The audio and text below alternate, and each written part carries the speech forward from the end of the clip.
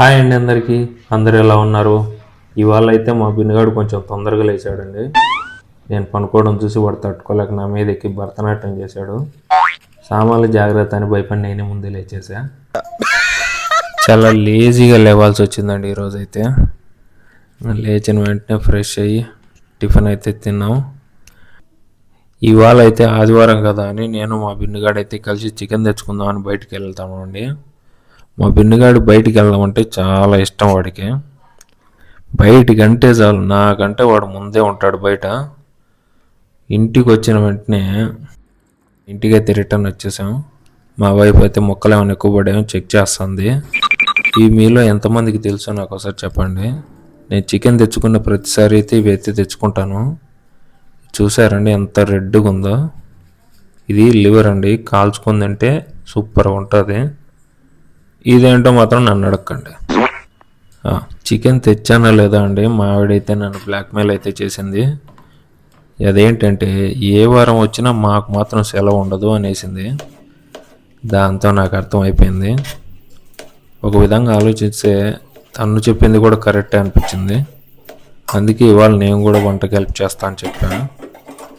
నేనైతే కూరగాయలు కట్ చేసుకొని అల్లం అయితే దంచుతున్నాను అండి చికెన్లోకి అల్లం అయితే మాత్రం దంచుకొని యాడ్ చేసుకుంటే మాత్రం సూపర్గా ఉంటుంది. ఇంకా మీకు చెప్పాను కదా చికెన్ లివర్ అనేసి. ఇదైతే కాల్చుకొని ఒక 5-6 నిమిషాలు కాల్చుకొని తింటే మాత్రం మామూలుగా ఉండదు, అదిరిపోద్ది. మేము ఇక్కడ కష్టపడుతుంటే మా బిన్నగాడు చూడండి ఏం చేస్తున్నాడు. ఎన్ని బోకులన్నీ తీసినావు, ఏం చేస్తున్నావు?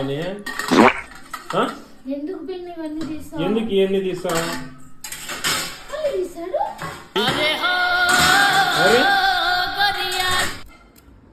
ఏదో తేడాగా ఉందేంటి? తిన్నారుగా? యా.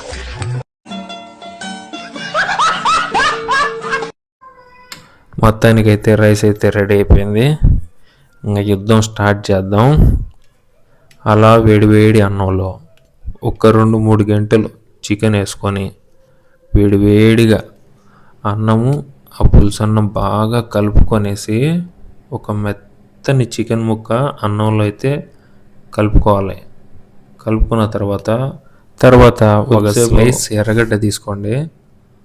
అందులో కూడా ఒక స్లైస్ ఎర్రగడ్డ తీసుకొని కలుపుకొని తింటే మాత్రం మామూలుగా ఉండదు, అద్దిరిపోతుంది. మీలో ఎంతమంది ఇలా చేశారు చెప్పండి.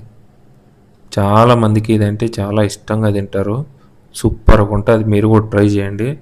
వీడియోకి మాత్రం